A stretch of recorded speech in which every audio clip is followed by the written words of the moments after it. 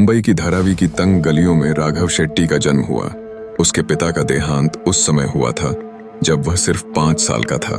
माँ लता ने घरों में बर्तन और कपड़े धोकर किसी तरह उसे पाला था, लेकिन गरीबी और ताने उसकी जिंदगी का हिस्सा बन चुके थे।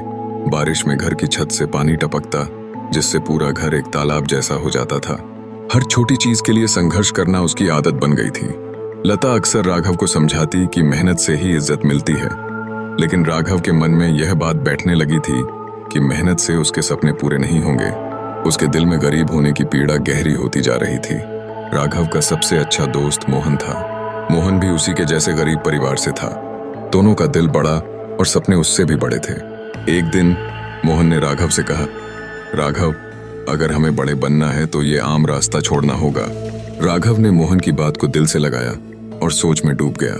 कुछ ही दिनों बाद मोहन ने एक आदमी की जेब से पैसे निकालने का एक छोटा सा काम सुझाया। यह राघव का पहला अपराध था और उसकी जिंदगी में एक नया मोड़। उसने पहली बार महसूस किया कि कैसे अपराध में एक अजीब सा रोमांच है। यह छोटा कदम उसे धीरे धीरे उस दुनिया की ओर खींचने लगा जहां न तो नियम थे और न ही सीमा।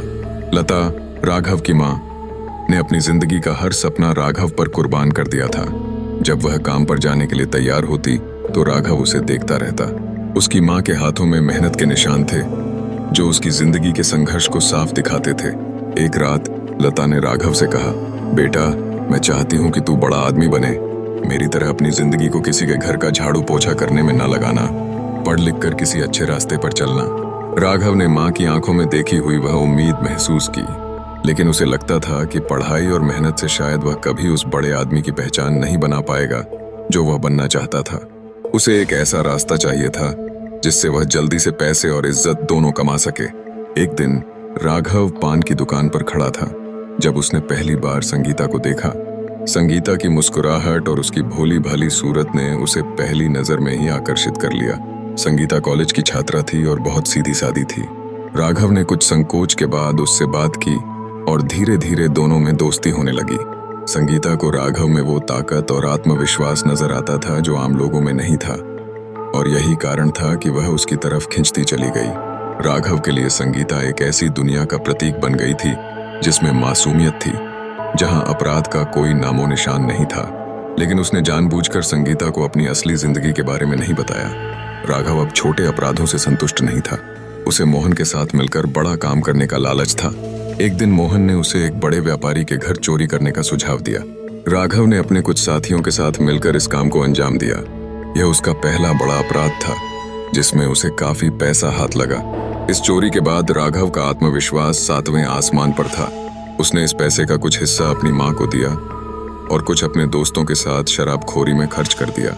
इस घटना के बाद राघव का नाम इलाके में एक उभरते हुए गुंडे के रूप में फैलने लगा। लोग उससे डरने लगे और उसके दोस्त उसे एक नायक के रूप में देखने लगे। राघव के बढ़ते नाम के कारण धारावी के एक बड़े गैंगस्टर करीम लाला की नजर उस पर पड़ी। करीम लाला ने राघव को अपनी गैंग में शामिल कर लिया और उसे अपने खास लोगों में से एक बना दिया। करीम लाला की गैंग में शामिल होने के बाद राघव का काम अब और बढ़ गया था। धीरे धीरे राघव का नाम अंडरवर्ल्ड में फैलने लगा।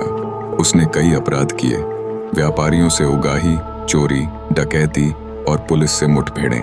उसका आत्मविश्वास और बढ़ गया और वह मुंबई के अंडरवर्ल्ड में तेजी से अपनी पहचान बना रहा था। गैंग में काम करने के दौरान उसकी मुलाकात सूरज राव से हुई। सूरज पहले से ही गैंग में करीम लाला का एक खास आदमी था और उसे राघव की तेजी से बढ़ती ताकत से जलन होने लगी। सूरज ने देखा कि राघव को करीम का भरोसा मिलने लगा है और उसे डर था कि राघव उसकी जगह ले सकता है। जल्द ही सूरज ने राघव के खिलाफ षड्यंत्र रचना शुरू कर दिया। उसने राघव के कुछ लोगों को अपनी तरफ कर लिया और उसे फंसाने की कई योजनाएं बनाई। राघव को धीरे धीरे सूरज की चालों का पता चला और उसके दिल में सूरज के लिए दुश्मनी का बीज पनपने लगा। राघव के अपराधों की बढ़ती हुई सूची ने मुंबई पुलिस के एक कड़क अधिकारी इंस्पेक्टर अर्जुन वर्मा का ध्यान आकर्षित किया। अर्जुन ने राघव को गिरफ्तार करने की ठान ली। अर्जुन का मकसद था कि मुंबई को ऐसे अपराधियों से मुक्त किया जाए और इसी कारण उसने राघव के हर ठिकाने की छानबीन शुरू कर दी।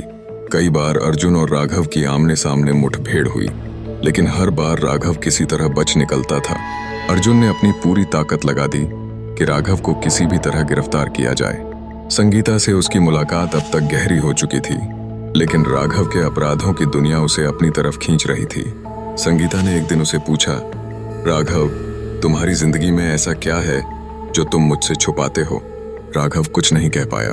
उसकी खामोशी ने संगीता के दिल में एक गहरा सवाल छोड़ दिया और वह धीरे धीरे उससे दूर होने लगी। राघव को यह एहसास हुआ कि उसका प्यार भी उसके अपराधों की वजह से उससे दूर हो रहा है। सूरज ने राघव के खिलाफ गहरी साजिशें रची। वह राघव के काम में अड़चने डालने के लिए हर मुमकिन कोशिश करता रहा। उसके अंदर राघव के प्रति घृणा और जलन थी, जिसने उसे सही और गलत का फर्क करना भुला दिया था। सूरज ने राघव के विश्वास पात्र लोगों को अपने जाल में फंसाने का हर उपाय किया, जिससे कि राघव अकेला रह जाए। एक बार तो उसने राघव के करीबी लोगों को रिश्वत देने की भी कोशिश की ताकि वे राघव के खिलाफ गवाही दें, लेकिन राघव की समझदारी और चालाकी से उसकी हर चाल नाकाम हो गई। अंततः सूरज ने एक अंतिम और खतरनाक योजना बनाई। उसने राघव के एक गुप्त ऑपरेशन की सूचना पुलिस तक पहुंचा दी। पुलिस ने उस सूचना के आधार पर छापा मारा, जिससे राघव के कई लोग गिरफ्तार हो गए और उसकी योजना अधूरी रह गई। राघव को जब सूरज की इस धोखाधड़ी के बारे में पता चला तो उसका गुस्सा चरम पर पहुंच गया। उसे समझ आ गया कि सूरज उसे तबाह करने के लिए किसी भी हद तक जा सकता है। राघव ने ठान लिया कि वह सूरज को इस विश्वासघात की सजा देगा। एक रात उसने अपने लोगों के साथ मिलकर सूरज के ठिकाने का पता लगाया और उसे घेर लिया। सूरज, जो हमेशा चालाकी और दिमागी खेलों में माहिर था, उस रात राघव की शक्ति और गुस्से के सामने हार गया। सूरज को खत्म कर राघव ने अपने दुश्मन का अंत कर दिया। सूरज की मौत के बाद राघव पहले से भी ज्यादा ताकतवर बन गया, लेकिन उसके दिल में अब और अधिक कठोरता और निर्दयता आ गई थी। सूरज के अंत के बाद अर्जुन वर्मा ने राघव को गिरफ्तार करने का संकल्प लिया। अर्जुन जानता था कि राघव को पकड़ना आसान नहीं है, इसलिए उसने एक बेहतरीन योजना बनाई। उसने राघव की गतिविधियों पर कड़ी नजर रखनी शुरू की और उसके हर कदम का गुप्त रूप से अध्ययन किया।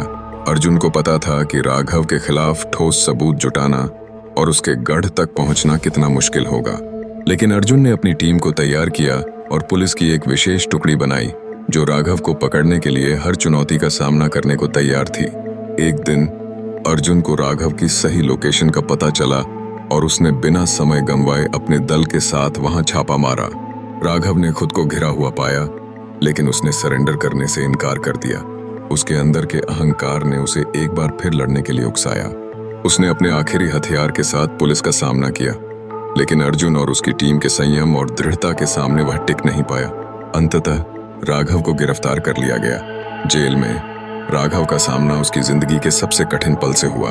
उसे पहली बार अपने किए पर गहरा पछतावा हुआ। उसके अंदर अब उस ताकत का अभाव था जो उसे बाहर की दुनिया में निर्दयी बनाती थी। संगीता एक बार उसे जेल में देखने आई, लेकिन उसने उससे मिलने से इनकार कर दिया। उसकी आंखों में केवल पछतावे और दर्द का साया था। वह अब समझ चुका था कि उसके हाथों से सब कुछ छूट चुका था।